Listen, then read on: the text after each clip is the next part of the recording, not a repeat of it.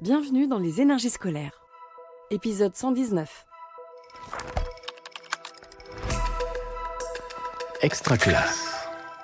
Je m'appelle Daniel Prost, je suis enseignant en mathématiques au collège de Val-d'Aon et j'ai des classes de 6e à 3e. L'école, on en parle beaucoup, mais est-ce qu'on l'écoute vraiment ? Les énergies scolaires. Nous sommes dans ma classe où là j'ai installé donc des décors réalisés par les élèves, une quinzaine d'îlots. On retrouve 2 chambres fortes, on retrouve un parcours avec un tunnel.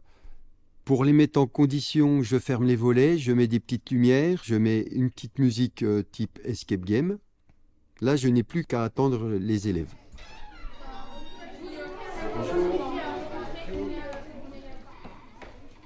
Voilà, mettez-vous là. Clara, Carla, vous faites mission impossible. La Coupe du Monde, il y a 2 groupes. Donc il y a Lilia d'un côté contre Emilien, Alex. Donc c'est juste derrière là. Après, Transfo. Donc là, Nina, Gabriel. Donc là, vous avez besoin de l'iPad et puis transformation. Donc là, vous devrez passer dans le tunnel, passer les capteurs, aller chercher dans le coffre. D'accord ? Aujourd'hui, qui c'est que j'enferme ? Lulu puis Raphaël.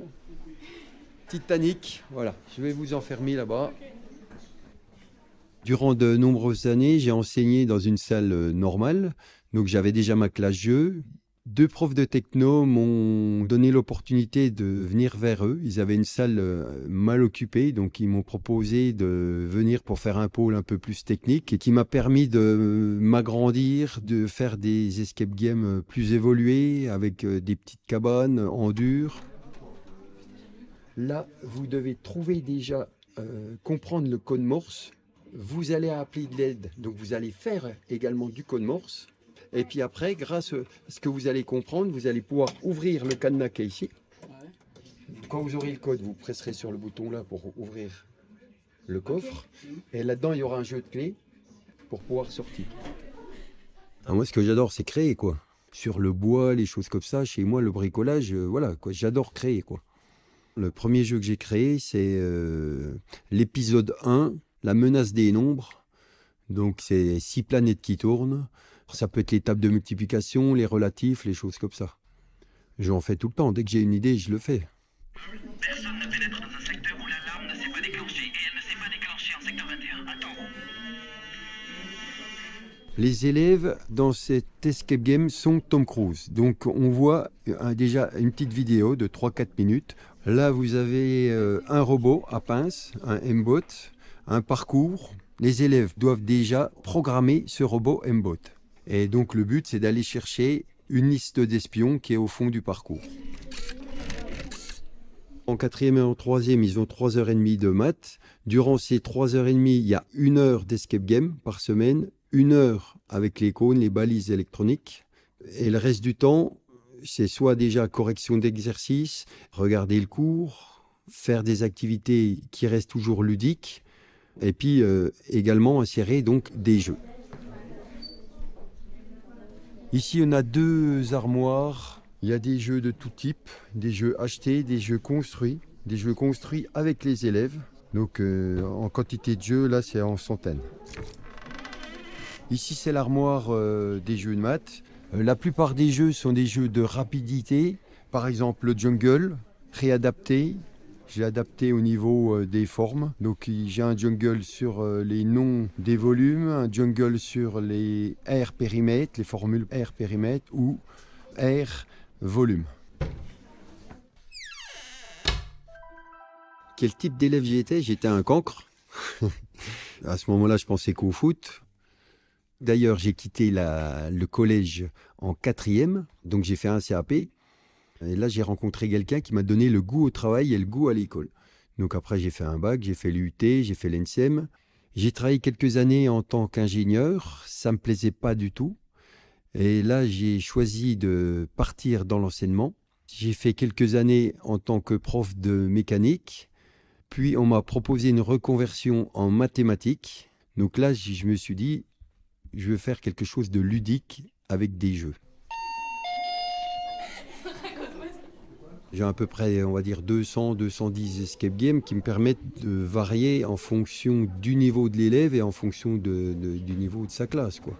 Et à tout moment, à chaque élève, je peux lui donner un niveau plus haut s'il est très fort et un niveau plus faible s'il a des difficultés, quoi. Et du coup, on travaille d'une façon personnalisée. Le but, c'est que tout le monde soit content de le faire et de le réussir, quoi. Voilà, c'est bon. On essaie de mettre dans la classe les élèves qui en ont le plus besoin.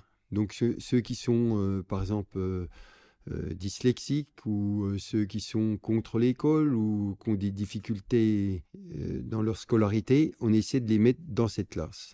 J'essaie tout le temps, dans mes différentes notions, de me raccrocher à des notions concrètes que j'ai vues dans mon parcours, soit d'ingénieur, soit de mécanicien. Quand on fait une équation produit, je vais prendre vraiment la création d'un zoo avec des parcs et mettre en équation quelque chose qui existe. Ma priorité, c'est pas qu'ils soient bons en maths, c'est qu'ils soient bien dans leur peau, qu'ils soient contents de venir déjà en maths, parce que souvent les élèves ont un petit truc contre les maths, donc c'est qu'ils soient contents de venir durant le cours de maths, qu'ils soient contents de venir au collège, et après c'est gagné. Ah mais c'est une translation. Translation. Du coup je crois que c'est 9. Ouais. Non c'est 4. Non, c'est 9. Non c'est 4. Non, là, c'est pas 5. Ah oui. Croisons les doigts. Ouais. Oui, on est trop fort. Il y a plusieurs profs qui me signalent que voilà, quand ils ont des élèves de la classe jeu, ils sont plus vifs, plus rapides, plus dynamiques. Le brevet blanc et le brevet montrent que tout va bien. Les résultats sont bons. J'ai des bons retours aussi des parents, au niveau, même quand ils sont en seconde, première, terminale, parce qu'on pourrait penser qu'on a appris sous forme de jeu, qu'ils sont en difficulté après, et c'est pas du tout le cas. En fait, il y avait déjà ma grande sœur qui était dans cette classe, et elle m'en avait bien parlé, elle avait dit que, il y avait des bons retours. Du coup, j'ai décidé d'y aller, et franchement, je regrette pas. Ça nous aide pour la techno, pour les maths, mais on s'en rend pas forcément compte. Mais on apprend quand même. C'est bien du coup. On sait qu'on fait des maths mais ça donne pas l'impression d'être en cours de maths. Oui, voilà. C'est trop bien. Ah bah là, j'adore ce que je fais, oui. Je changerais rien au monde, là. Ouais. Bah, j'adore le public du collège. Et ils sont surtout 5e, 4e. Ils sont joueurs, ils ont toujours envie de faire. Ils sont toujours partants. Je prends vraiment plaisir à les voir évoluer, à travailler ensemble, à les voir dynamiques. Certains élèves qui n'aiment pas les maths, à les voir courir pour faire des maths. Là, j'ai tout gagné, quoi. Vous venez d'écouter un épisode des Énergies scolaires. Si ça s'est bien passé, n'hésitez pas à laisser un avis sur votre plateforme d'écoute. À bientôt sur Extra Classe. Extra Classe.